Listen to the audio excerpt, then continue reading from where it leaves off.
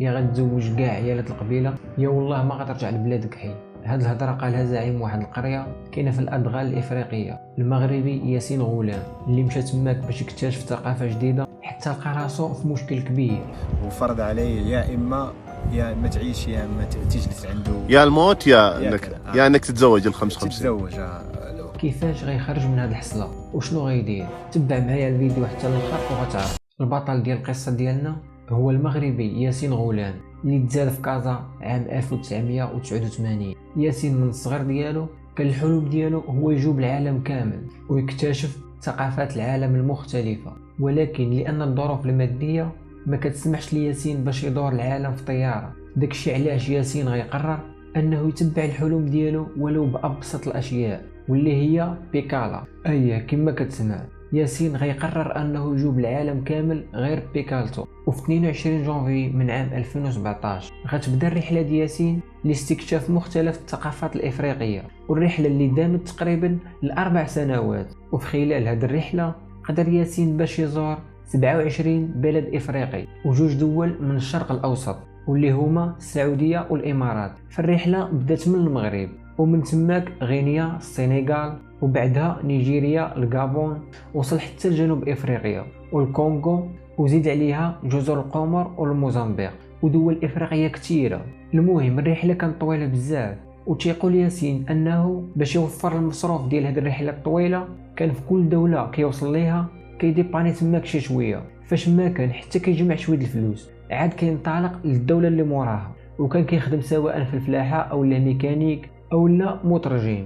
المهم اللي جاب الله، بحيث انه نصب الخيمه ديالو يلاه 2 مرات، واغلب البلايص اللي زارهم تيكونوا الناس ديالها كرماء وكيضيفوه عندهم. وقعوا بزاف د المواقف الصعيبه والغريبه لياسين خلال الرحله ديالو، ولكن اغرب وحده فيهم هي اللي كانت وقعت ليه في واحد القبيله افريقيه متواجده في شمال غينيا. تيقول ياسين انه في واحد المره بقى شاد الطريق بالبيكالا ديالو لمده اكثر من 2 أسابيع. فتيقول ياسين انه مورا ما ضرب مسافه طويله في الادغال لقى واحد القريه في وسط الغابه، فهنا قرر انه يقصد ديك القبيله باش يرتاح فيها شي شويه ويكتشف حتى الثقافه ديالهم. المهم داكشي اللي كان مشى ياسين عند الزعيم ديال القبيله وطلب منه انه يبقى في القبيله ديالو لمده 3 ايام. وهنا الزعيم ديال القبيله قال لي ياسين مرحبا بك، ولكن عندي واحد الشرط، هو انه خاصك تتزوج وحده من القبيله. فهنا ياسين رفض القضيه بالمره وقال للزعيم ديال القبيله انه ما جاش باش يتزوج، وانه جا عندهم غير باش يرتاح وباش يكتشف العادات والتقاليد ديال المنطقه، لحقاش كيكتب كتاب كيهضر فيه على مختلف الثقافات الدول اللي زارهم. ولكن الزعيم ديال القبيله ما هموش هذا الشيء، وقال لياسين بلا ما تعاود ليا قصه حياتك اولا شتي شنو راك ما غتخرجش من القبيله حتى غدير داكشي اللي بغيت وغتولي واحد منا. وتيقول ياسين ان السبب اللي خلى الزعيم ديال القبيله يصر باش يتزوج بوحده من القبيله هو تحسين نسل القبيله، لحقاش ياسين اللون ديالو كيميل للبيضيه، وهما في القبيله كان عندهم واحد المعتقد اللي غريب شي شويه. فكانوا كيعتقدوا بان الابيض تخلق باش يكون حر وان الاسود تخلق فقط باش يكون عبد. يعني كانوا كيعتقدوا بان الالهه ديالهم كتميز الابيض على الاسود.